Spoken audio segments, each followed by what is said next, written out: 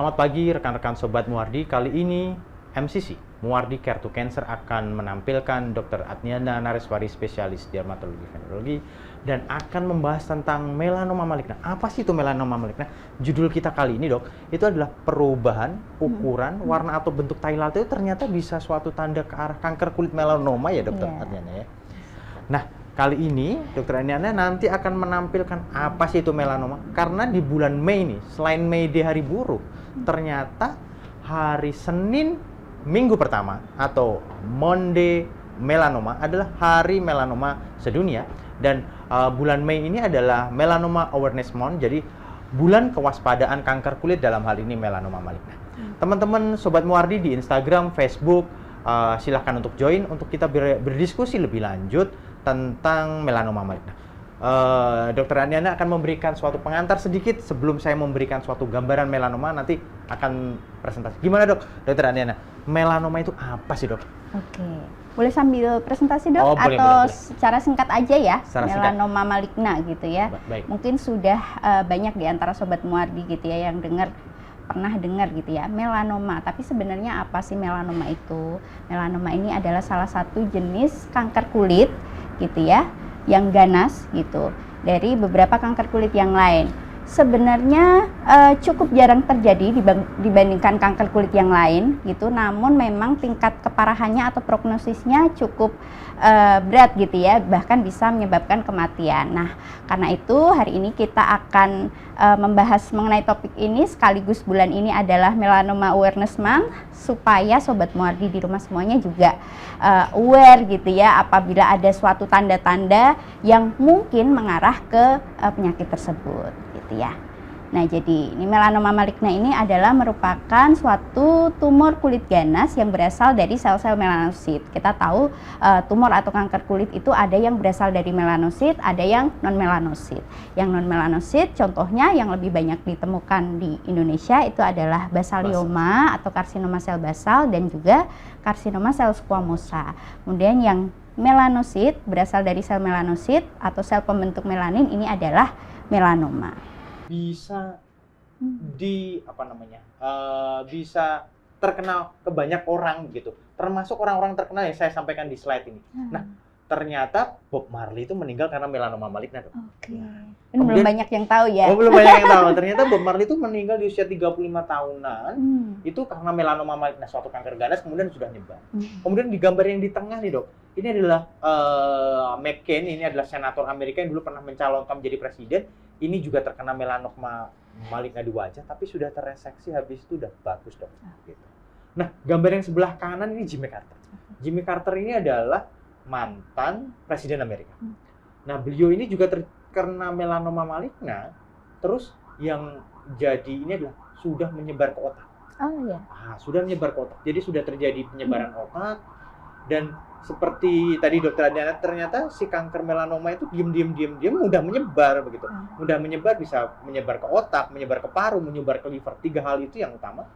Nah, Jimmy Carter ini menyebar ke otak dengan adanya suatu terapi baru. Tadi Dr. Adniana sudah nyebutin di slide-nya, imunoterapi dalam hal ini Jimmy Carter ini bisa bersih kanker di penyebaran otaknya, bisa cure gitu. Nah, memang salah satu penemuan di abad ini, imunoterapi ini sampai mendapatkan Nobel di tahun 2015-an, itu adalah imunoterapi ini. Karena bisa sampai dulu dipandang kalau melanoma maligna kita kasih kemo habis itu meninggal. Kalau melanoma maligna habis itu meninggal, ternyata dengan imunoterapi bisa baik. Nah, rekan-rekan Sobat Muwardi sudah ada yang bertanya nih, Dr. Adniana. Iya. Nah, pertanyaan pertama adalah dari Ataya Putrina. Ataya Putrina dari Instagram bertanya, Dok, berapa lama melanoma menjadi ganas? Bagaimana supaya kita bisa mendeteksi lebih awal, Dok? Oke. Untuk ininya ya, onsetnya untuk menjadi ganas. Betul. Ya. Itu tidak bisa diprediksi. Makanya ini merupakan salah satu kanker kulit yang unpredictable. Makanya memang biasanya seringnya pasien sudah datang itu dalam kondisi stadium yang lanjut gitu ya. Dan untuk dapat mendeteksi yang bisa kita lakukan ya tadi ya yang sudah saya sampaikan, periksa kulit sendiri, terutama untuk orang-orang yang memiliki resiko yang tinggi, terpapar matahari berlebihan, ada riwayat anggota keluarganya yang pernah terkena melanoma gitu, sebaiknya semakin rajin nih sakuri, bisa dilakukan untuk orang yang beresiko tinggi sebulan sampai 2 bulan sekali. Untuk yang tidak memiliki resiko bisa setiap tahun dilakukan gitu ya. Itu salah satu cara paling gampang yang bisa kita lakukan untuk mendeteksi gitu ya. Karena pengobatan terakhir itu adalah memang yang paling baik dilakukan pada saat stadium paling awal gitu ya, dengan prognosisnya yang paling baik gitu. Ya. Kemudian ada Mbak Pinky nih dok, ada Mbak Pinky pertama. Dokter Aniana mohon izin dok bertanya. Saya memiliki tanda bintik-bintik merah seperti tai lalat, tapi warnanya bukan merah dok, bukan coklat. Awalnya hanya beberapa, sekarang muncul di beberapa bagian. Apakah itu berbahaya? Oke. Waduh, gimana saya tuh, penyintas autoimun, tapi nggak disebutin lokasinya ini. Lokasinya nggak disebutin ya, bintik-bintik merah. Bintik Waduh, banyak banget. banget. Apalagi nggak ada gambarnya. Ya itu makanya dokter kulit itu kayak harus selalu ada gambarnya gitu ya dok, biar ada. Karena memang banyak sekali gambaran tumor. Tumor jinak pun ya bintik-bintik juga. Tumor itu kan seluruh penonjolan yang ada di kulit gitu ya. Ada yang jinak, ada yang ganas gitu. Mungkin ini masih banyak kemungkinan sih dok. Masih banyak kemungkinan. Dilihat lokasinya. Kemudian bagaimana bentuknya, ukurannya, jumlahnya gitu. Karena memang masih banyak diferensial diagnosis ya untuk bintik-bintik ini. Kalau Mbak siapa dok? Tadi namanya Mbak Pinky. Bisa.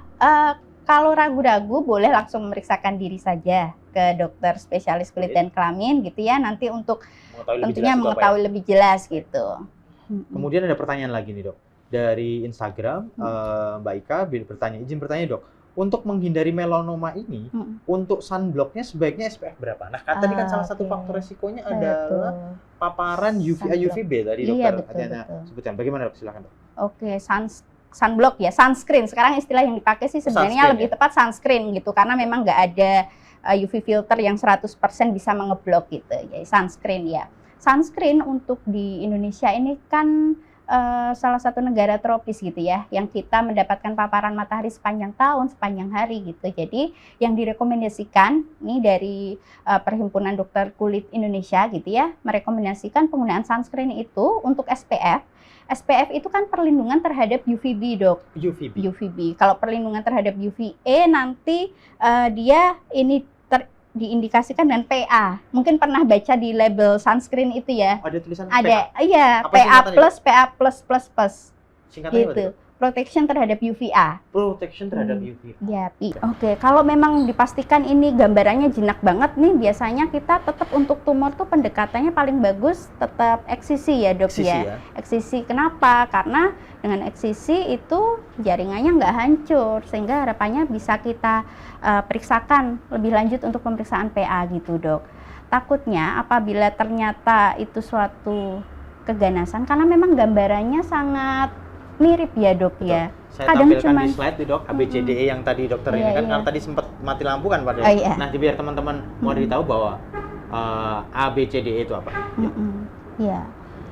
Diulang ya dok ya. Jadi untuk membedakan tai lalat tadi yang jinak atau mengarah ke keganasan. Jadi ada ABCDE, A-nya itu adalah asimetris, dilihat kesimetrisannya. Bisa kita tarik garis hayal, vertikal, horizontal di tengahnya untuk melihat apakah atas, bawah, kanan, kiri simetris atau enggak. Kemudian yang kedua bisa dilihat bordernya, tepinya gitu. Kalau yang ke arah jinak itu biasanya tepinya halus, rata gitu ya. Tapi kalau yang ke arah keganasan nggak bagus nih ya dok ya, nggak rata, irregular. Kemudian dari colornya, warnanya kalau pada yang jinak itu biasanya homogen, seragam, satu macam warna tok aja. Apapun warnanya. Apa sih dok? Macam-macam, bisa kehitaman. Kalau yang jinak ya bisa apapun, kehitaman, coklat, merah, kebiruan gitu. Tapi kalau yang keganasan variatif nih dok. Ya? Campuran gitu. Ada merahnya, ada birunya, ada sedikit putihnya gitu. Kemudian selanjutnya adalah diameternya itu tadi ya, ukurannya. Dikatakan bahwa yang lebih dari 6 mm gitu ya, lebih cenderung ke arah keganasan. Kemudian evolving, berkembang baik dari ukurannya ataupun jumlahnya. Dok, kalau tai lalat itu kalau misalnya nonjol sama yang rata itu lebih resiko yang ganas yang mana? Karena ada sama yang nonjol. aja. Oh, sama aja.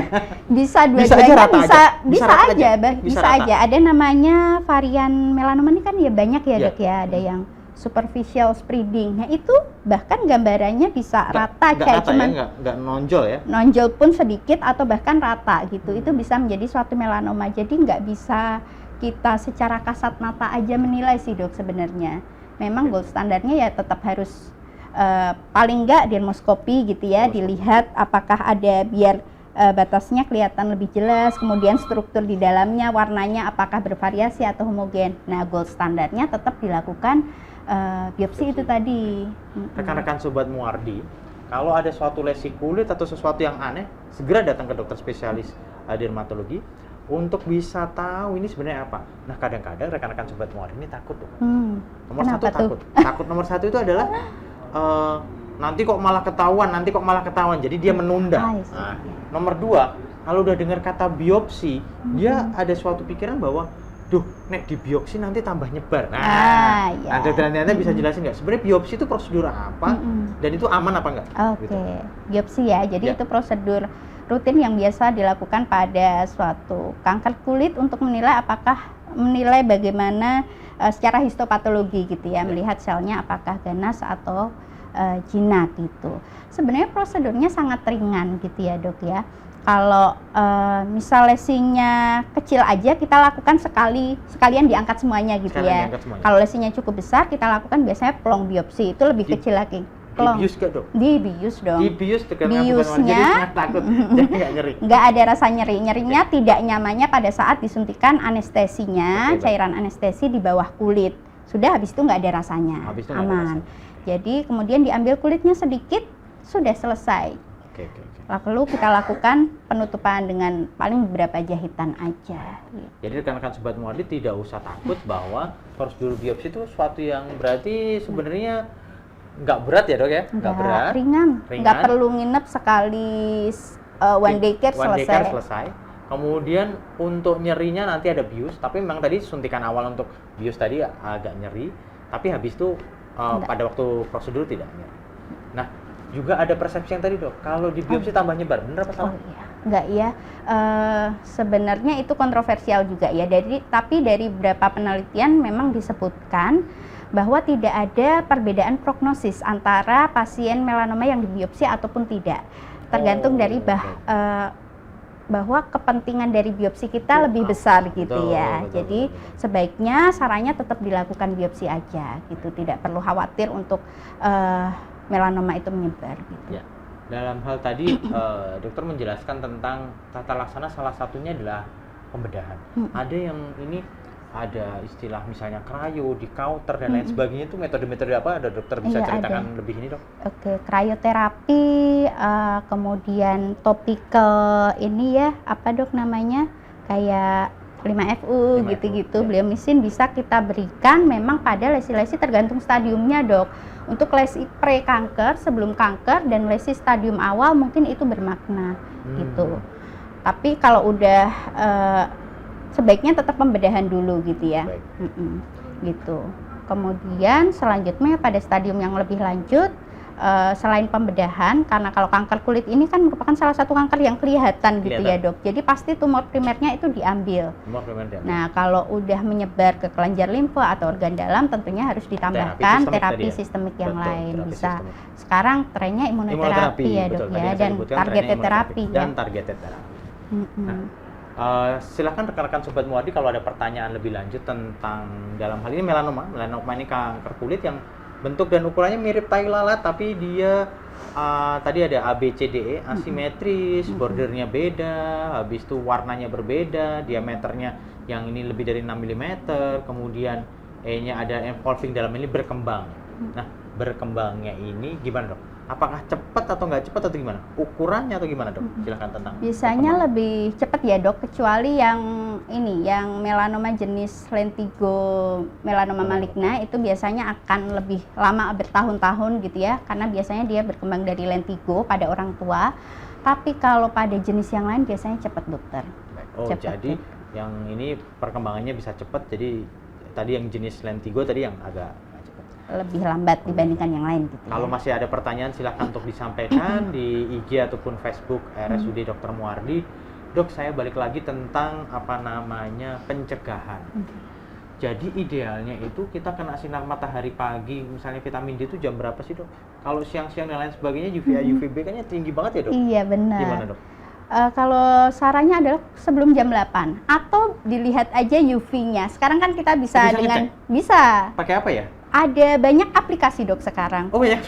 Sekarang tuh kan pasien juga lebih aware gitu ya. Akhir-akhir ini panas gitu ya. Jadi kita harus lebih aware. UV-nya tinggi banget, Dok. Jadi di atas jam 8 aja udah tinggi. Jadi UV index yang aman itu adalah 1 sampai 2. Kalau sudah lebih dari 3 itu adalah moderate, sudah wajib pakai sunscreen. Kalau kita mau berjemur sebaiknya kurang dari jam 8 atau jam 7 gitu ya. Kemudian tetap pakai sunscreen untuk area wajah leher.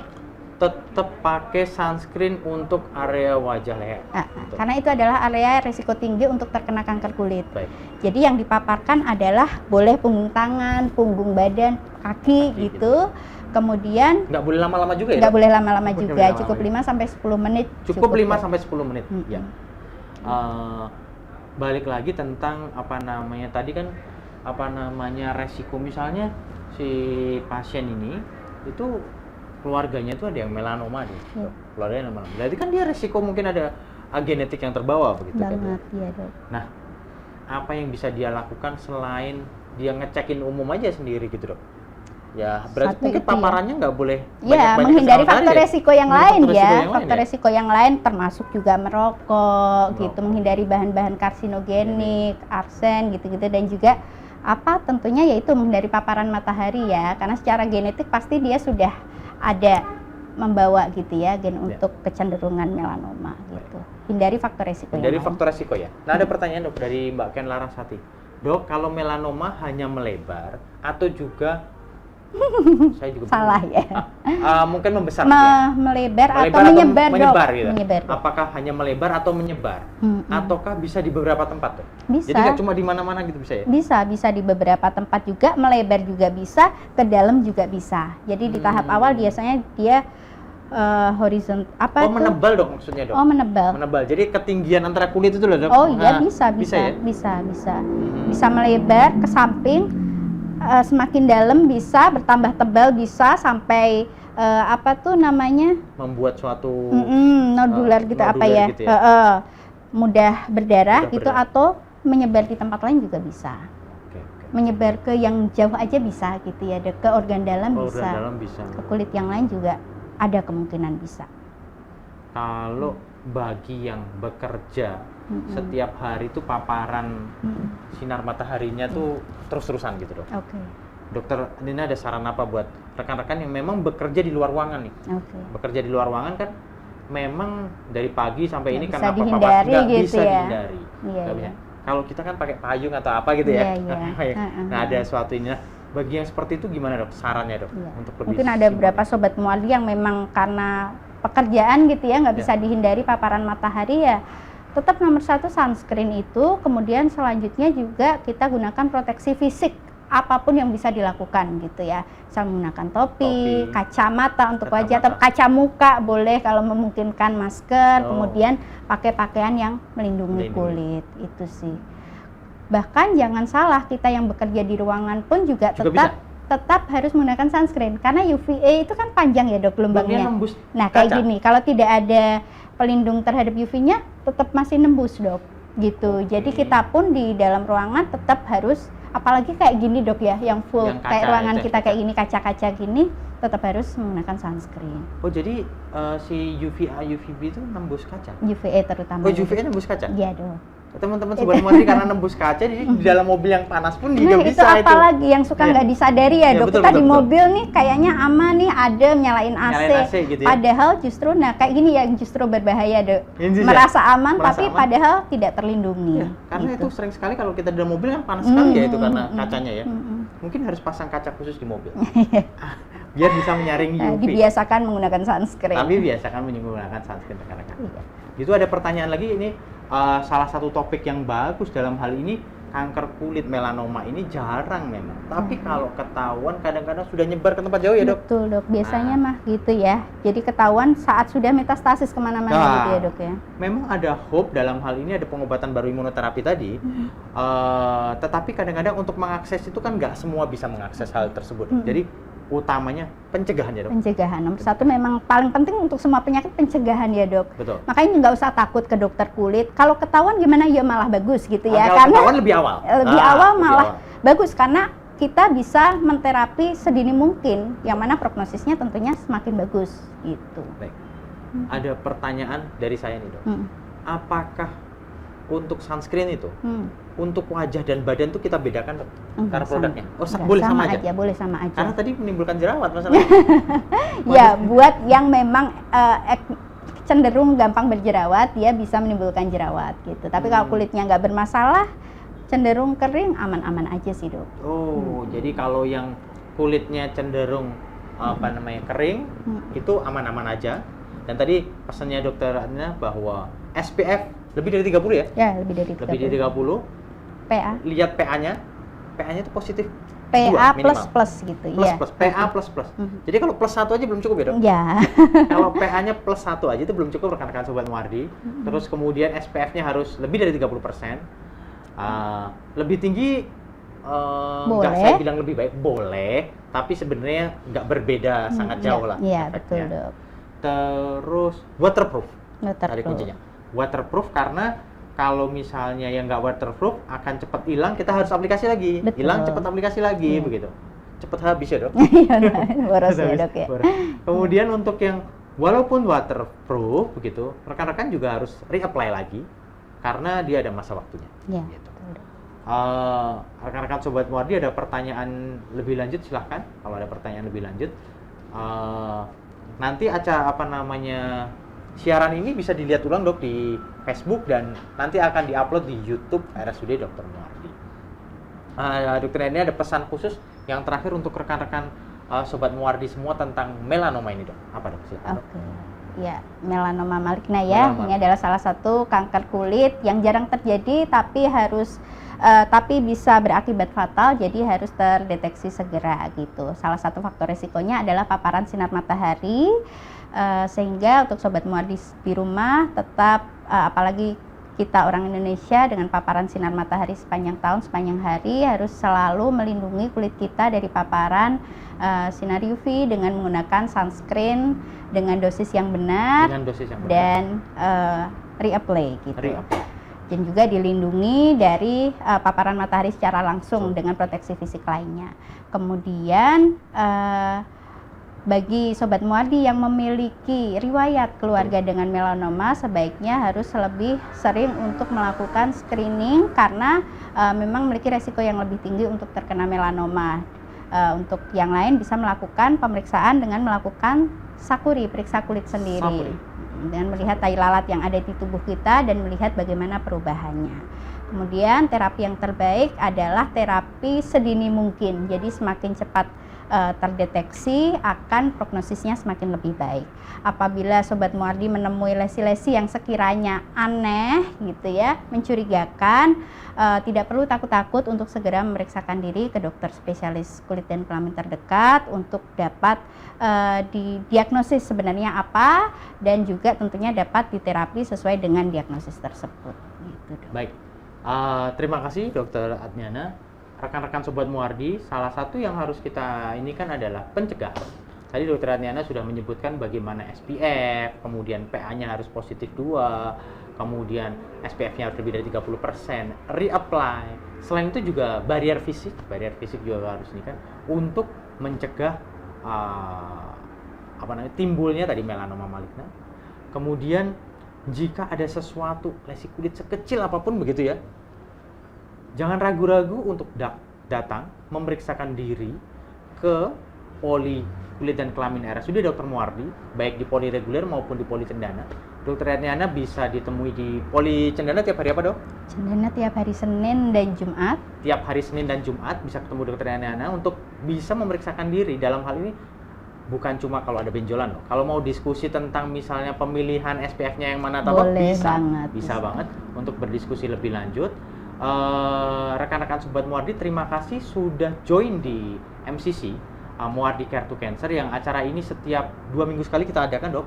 Kemudian untuk bulan ini akan ada 1 sesi lagi yang akan muncul dalam minggu depan atau 2 minggu lagi. Acara ini bisa ditampilkan, bisa dilihat rerun lagi di Facebook, kemudian YouTube, live streamingnya. Kemudian jangan lupa untuk like, follow, subscribe akun media sosial RSUD Dr. Muardi di Facebook, Instagram, dan YouTube. Oh iya, ini tadi juga ditayangkan di Instagramnya Departemen Kulit Kelamin. Oh iya. Oh iya. Iya, Jadi ada. bisa di-rerun di situ. Kalau ada pertanyaan nanti bisa diklik di situ, nanti mungkin bisa dokter Bisa, jawab sekalian. boleh, Dokter. boleh. Bisa nih. Buat yang ketinggalan boleh komen di IG, nanti bisa kita jawab secara personal gitu ya, Dok. Baik. Ya. Ada satu pertanyaan terakhir sebelum kita tutup. Apakah melanoma itu ada rasa sakit seperti tai lalat pada umumnya? Atau seperti tai lalat pada umumnya gitu ya, Dok. Bisa ya, bisa tidak. Bisa ya dia tidak. Jadi bisa nggak sakit? Bisa sakit. dia timbul nyeri? Bisa. Bisa dia mudah berdarah? Bisa enggak? Iya. Nah, untuk mengetahui itu makanya Mbak Ken, kalau ada sesuatu rekan-rekan Sobat Muardi bisa memeriksakan diri di Poli Kulit Kelamin RSUD Dr. Muardi. Kami Rumah Sakit Umum Dr. Muardi mengucapkan terima kasih atas partisipasi rekan-rekan semua, dan kami siap melayani. Jika rekan-rekan ada suatu masalah kesehatan, silakan datang di RSUD Dr. Muardi. Terima kasih Dokter Adniana. Terima kasih. Sampai jumpa lagi di acara Muardi Care to Cancer berikutnya. Assalamualaikum warahmatullahi wabarakatuh.